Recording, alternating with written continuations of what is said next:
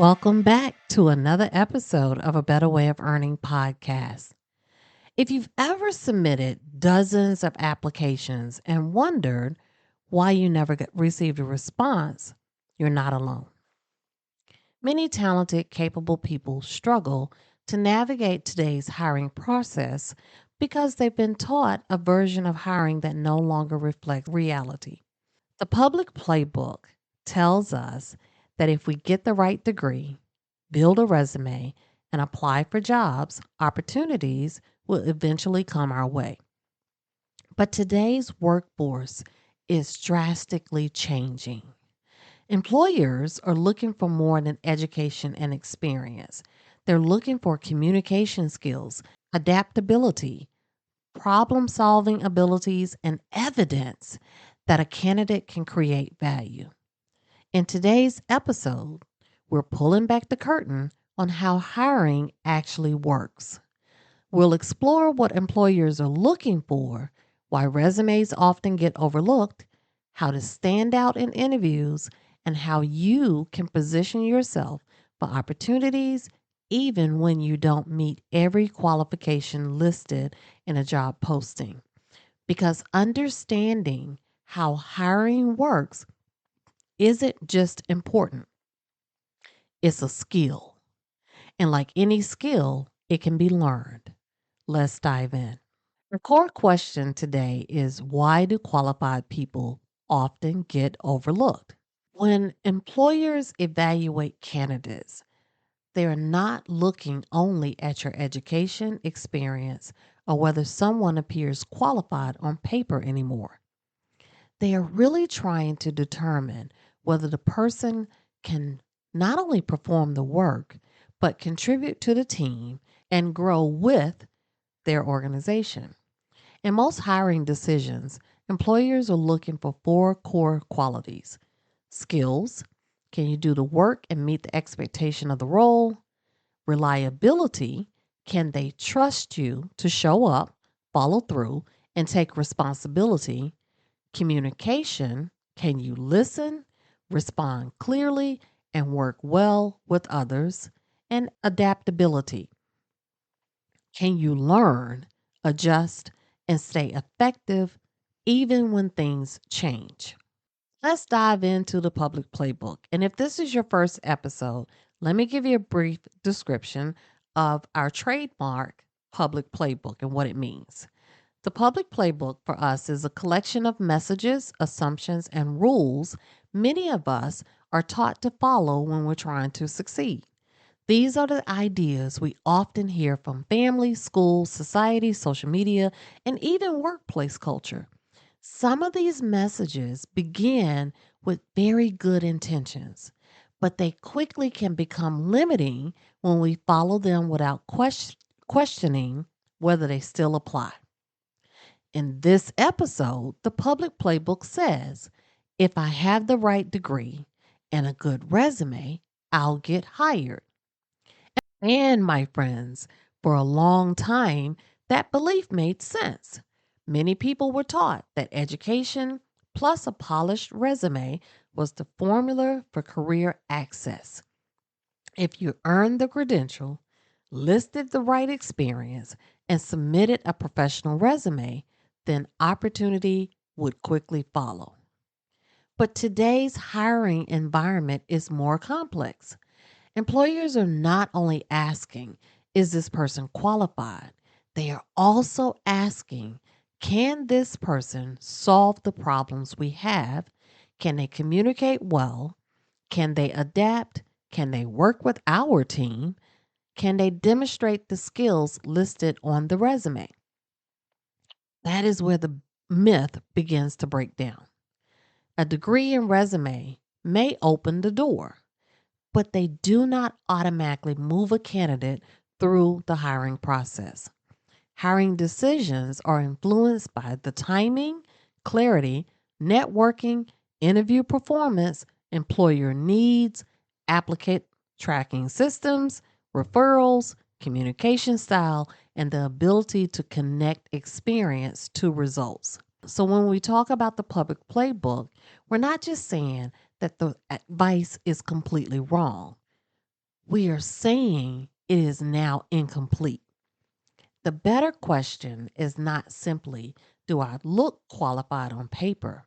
The better question, my friends, is, am I showing the hiring manager or employer how my skills, experience, and value connect to what they actually need? Knowledge builder number one, the employable equation. Employability equals skills plus communication plus reliability plus adaptability. Not just a degree, not just experience, the combination of all.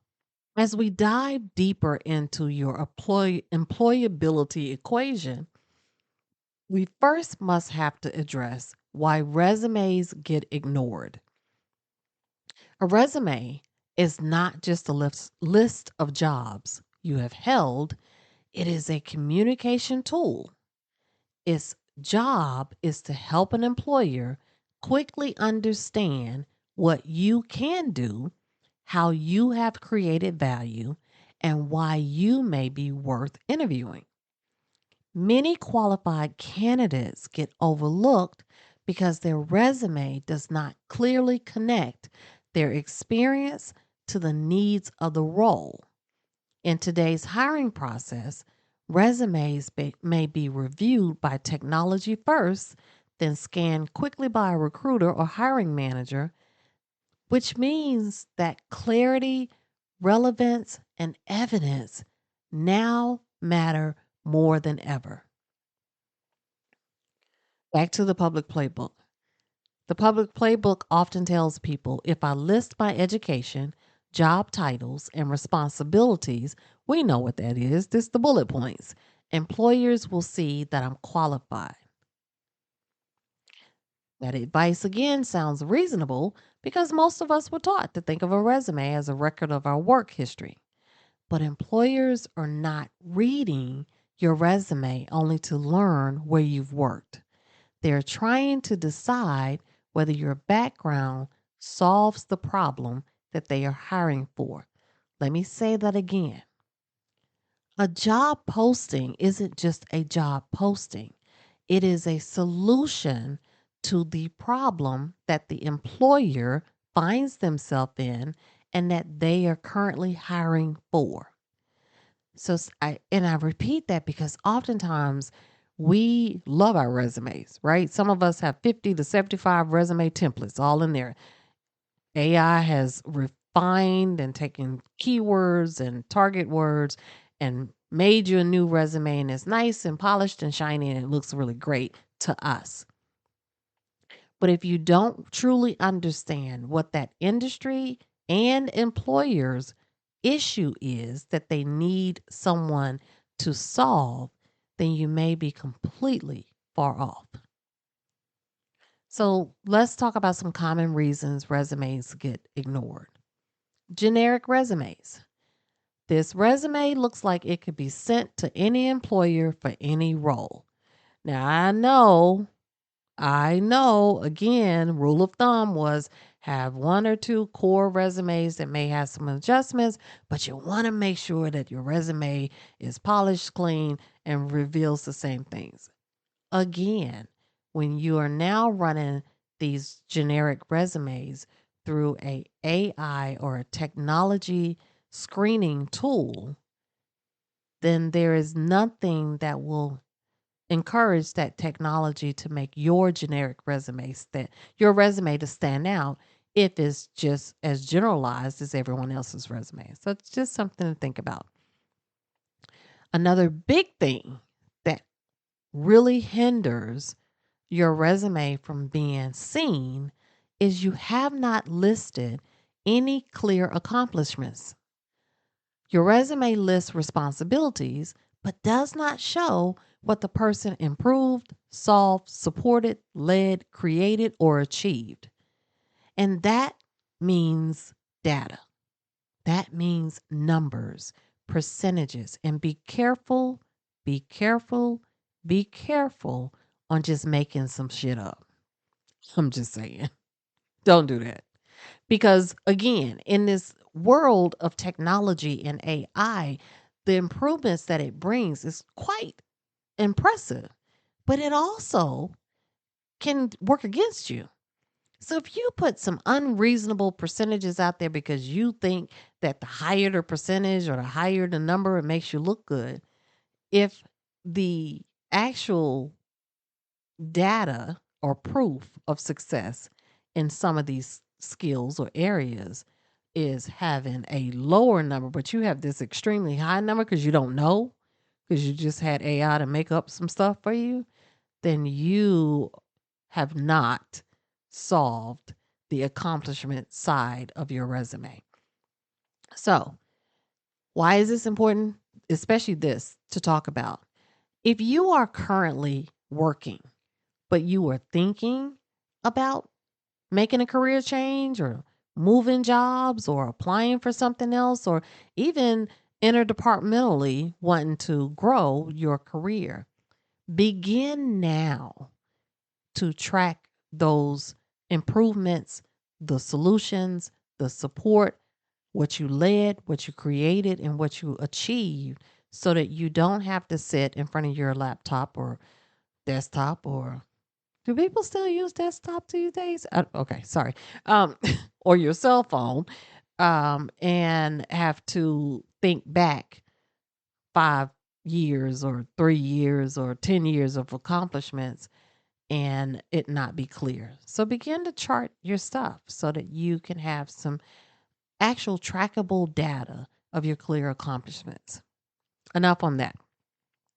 Um, the third reason, no customization. This resume does not reflect the language, priorities, or requirements of the specific job posting, which means let's take the word technology or IT. That's better. With the hundreds of variations of what goes under the umbrella of information technology, if you are applying for a job and you don't understand the lingo, how it works, and the requirements up in that specific area, then it's going to quickly show on your resume because you have not customized it to prove to the technology screening tool and or the hiring manager that you are fully capable of executing their need. Next one, no evidence of impact. The resume says what you did, but not why it matters.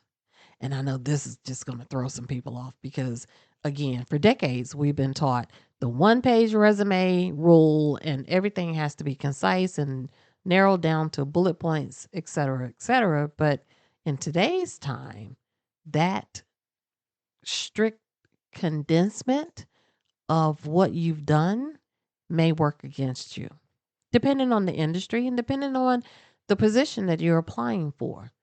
We can dive deeper into resumes in a later episode, or I will put in the podcast space some places where you guys can that we are creating where you can go to and actually get more information on this skill. Unclear positioning is the final one that we'll talk about. The employer has to work hard to understand your strengths, direction, and fit. If you have allowed AI to create a generic resume based off of broad space information, and the person that is looking at that resume has to really try to understand what you're trying to say, it's not going to happen, my friends. Take it from a 20-year HR vet. When you're hiring for a position, it's not just one resume. You don't really have the luxury to sit down and really dive deeper into the resume and do a lot of research in it and bond with it, etc. You have hundreds to thousands of resumes that come across your computer in every day. You also have the pressure of the operator or the manager that's looking to have that position filled.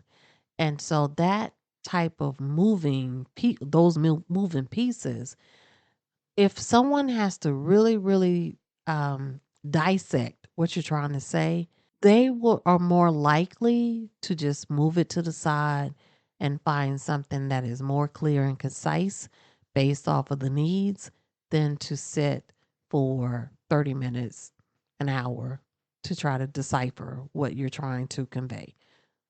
Just a little tip for you. Moving into or further diving into discussing the resume, I want to provide you with what I call the resume clarity test. Before submitting a resume, ask if a recruiter only had a few seconds to review this, which is reality. I'm not exaggerating. A few seconds to review this.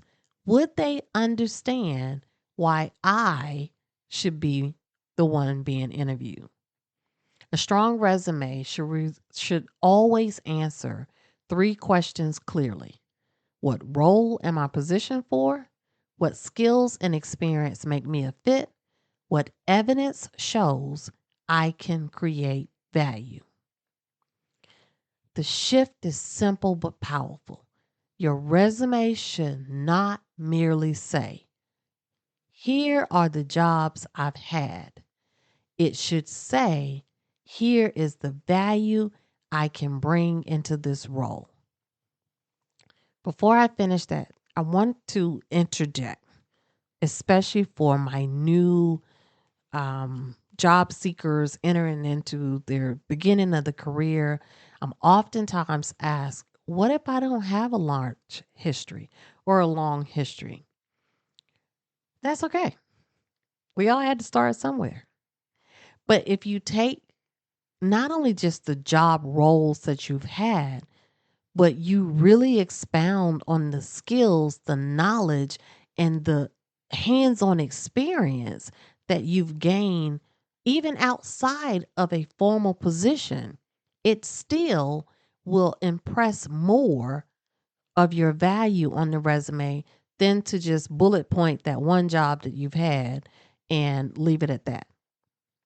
So there are ways for you to really showcase what you would bring to that position and how you could be the candidate to solve the very problem that they're trying to solve. But it takes time. It takes for you to work on this and build this skill up so that your resume can stand out. When you as a candidate understand this, you can stop treating your resume like a storage document and start treating it like a strategy document. This is how resumes move from being ignored to becoming an invitation for a deeper conversation. Our knowledge builder number 3, the STAR interview formula. Because we spent some time in our knowledge builder number 2, it talking about the resume clarity test. Knowledge builder number 1 is the employable equation, which again is helping you to really understand what makes you employable outside of your degree and experience, how they both combine together to give someone the picture that you are employable. Number 2, the resume clarity test will stop you from having to make multiple resumes that are being ignored, that are unclear or off the mark of what recruiters, hiring managers, HR professionals are really looking for. In order for us to complete this out and give you all the information necessary, now we need to talk about you put your resume in, you get a call back. So I want to give you the STAR interview formula to help you to land the job now. And the STAR interview formula helps you as a candidate to turn your interview answers into clear, organize stories.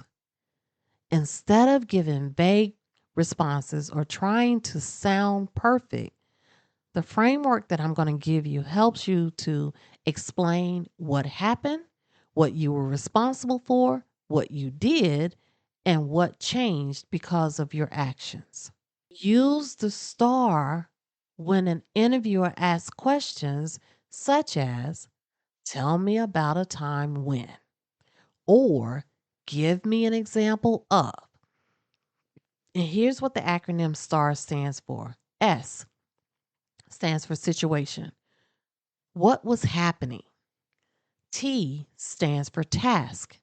What were you responsible for? A stands for action. What specific steps did you take? And R equals results. And what happened because of your actions? And I keep emphasizing you and your because your team isn't there during your interview. So if you were on a team project or you had a school project or something that you did in your work environment with the department all poured into the results or whatever, back to what I advised earlier in the podcast, you need to start documenting what your contributions were and what that data and monetary or numerical change happened because of your input, because that's what is going to shape and escalate and elevate your interview with the person that you're one on one with. Do you understand what I'm saying? What your team did is great, but if you don't know what your contributions are, then you're not able to articulate that so that the person that's interviewing you can understand your standalone results. So let's dissect this just a little bit. How to use the STAR formula. 1, situation. Set the scene. If anybody's ever told you during an interview that you have to be choppy, short, etc., then it, again, the information may be incomplete. Because if you are engaging with the person that's interviewing you, time is not a problem. They want to know more. Interviewers are less or more turned off by incomplete answers than for you to set the scene or tell the story.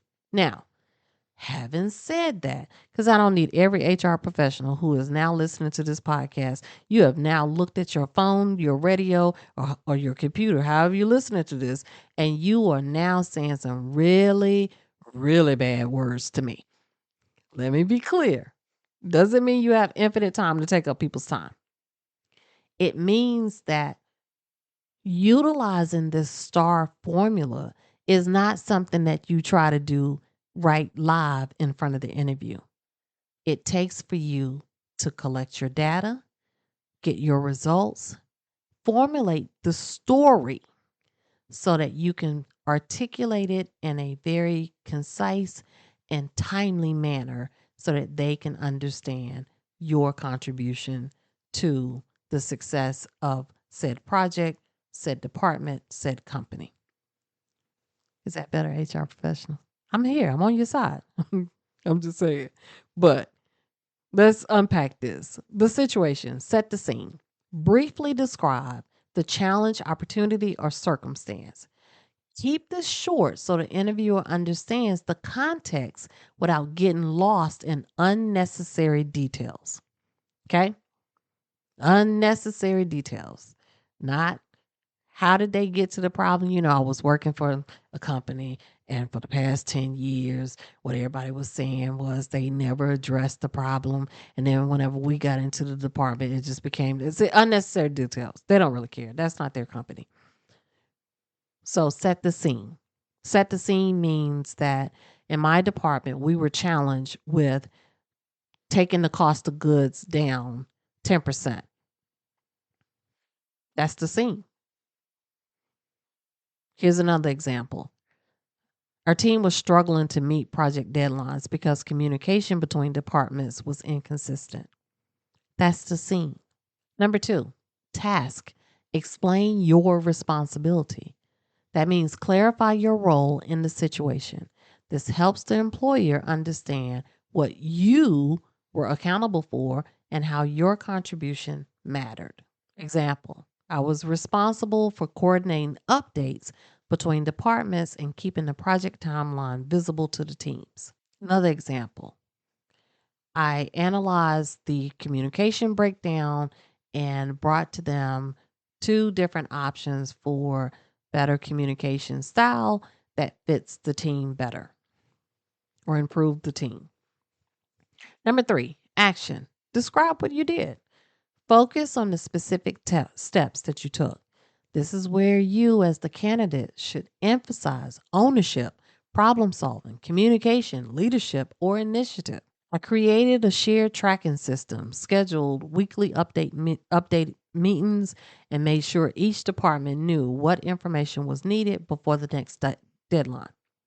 Do you see how this is tying together? You set the scene. They were struggling to meet project deadlines because communication between the departments was inconsistent. Your responsibility was coordinating updates between the departments and keeping the project timeline visible to the team.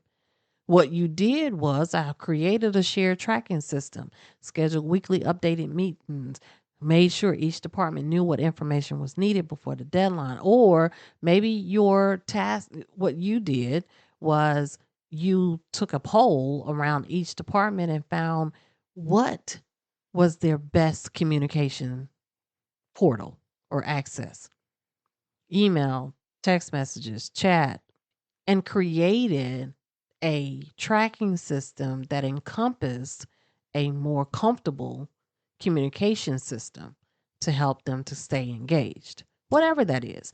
But again, you are setting the scene, you're explaining your responsibility, you describe what you did, and finally, where that data comes in, you show the outcome. You explain what changed because of your specific actions. If it's possible, include measurable results. Now, measurables, my friends, is gold to an interviewer and an employer. Data is key. Was it that you improved communications, faster completion, stronger teamwork, reduced errors, or lesson learned? But if you can put data sets to each one of those improvements, then friend, when you can show the data sets, my friend, you have moved into what we call actualization, which means you've taken theory, which honestly, as someone is listening to your story, it's a theory for them. But you've now moved it from theory into concept of reality. And what did we talk about when we talked about the resume? The purpose of the resume is to show that employer or hiring manager that you can solve the very problem that they are hiring for.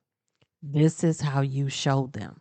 Here's an example of how you complete that scene. The project was completed 2 weeks early. Communications improved by 10%, and the tracking system became part of our regular workflow to date. Quick formula: situation plus task plus action plus results equal a strong interview answer. Remember, employers do not just want to know what happened. They want to understand how you contributed to the outcome. The strongest interview answers are clear, honest, and connected to real experience. They do not have to be perfect, but they do need to show how you think, how you act, and how you create value. As we close this episode, let's pull the conversation together. Today, we challenge the idea that being qualified on paper is enough to get hired. We talked about what employers are really looking for, why resumes get ignored, and why interviews are not about perfection, They are about clarity, trust, communication, and demonstrated value. The thread running through all three of these segments is this: employers are not simply hiring credentials, they are hiring capability, reliability, communication, adaptability, judgment, and the ability to solve real problems inside of real work environments. So here's your closing challenge. First, identify 3 skills you possess that do not appear clearly on your resume. These may be skills like problem solving, calming difficult situation, training others, organizing chaos, adapting quickly, leading without a title. I just talked about it in the previous podcast, or communicating across different personalities, which, if you don't know this, that is a huge skill, especially for an employer that has multiple departments and diverse teams. They need to know that the leader that they're bringing in can communicate effectively across different personalities. Once you've done that, then the second step is to write down one real example for each skill. Think about the time that you use that skill to support a team, improve a process, solve a problem, help a customer, meet a deadline, or create better outcomes. Next, turn each example into evidence. Ask yourself, what was the situation? What was I responsible for? What action did I take? What changed because of my contribution? And finally, update how you present yourself. Use those examples to strengthen your resume. Prepare for interviews. Say that again. Prepare for interviews. It's not just about what your hair looks like, what your clothes look like, what kind of shoes you wear, and what time you show up. If you aren't prepared by researching the company that you're interviewing with, look at their trend, their data, their history, understand better, is this a culture that you want to be involved in? Is this a company that you want to build a career within? And most importantly, practice your STAR method so that when you walk in, you have less anxiety because you are now prepared. You want to make sure that you are always communicating the value that you bring with confidence. Do not leave your strongest skill hidden in your memory. Make them visible, make them specific, make them connected to results. And why does this matter now? This is so important, especially now in today's global competitive workforce. Work is changing rapidly. Technology, artificial intelligence, automations, remote collaboration, and global hiring have expanded the talent pool for employers. And not only am I saying this, and not only does social media tell you this, but the employers know that also. In many roles, you are no longer competing only with the person across town. You may be competing with candidates across the country or across the world. But that does not mean you should be afraid. We need to stop. Again, the reason that I created this podcast, A Better Way of Earning, is because I want to dispel the panic that a lot of our paid news and headlines are bringing us today. Oh, every job is going to be replaced by AI. You're not going to have work anymore. We shouldn't be afraid of people and skills, and we definitely should not enter into our workforce and career decisions based off the fact that somebody told us that we're going to become obsolete and not ever have a job for the rest of our life. I don't want you to be afraid. I want you to be better prepared. The candidates who stand out are not always the ones with the longest or the most blue chip companies that they have on their resume. They are actually the ones who clearly connect their skills to the needs of the role, communicate their value, adapt to change, and keep learning as a workplace evolves. The World Economic Forum has reported that employers expect a significant share of workers' core skills to change by 2030.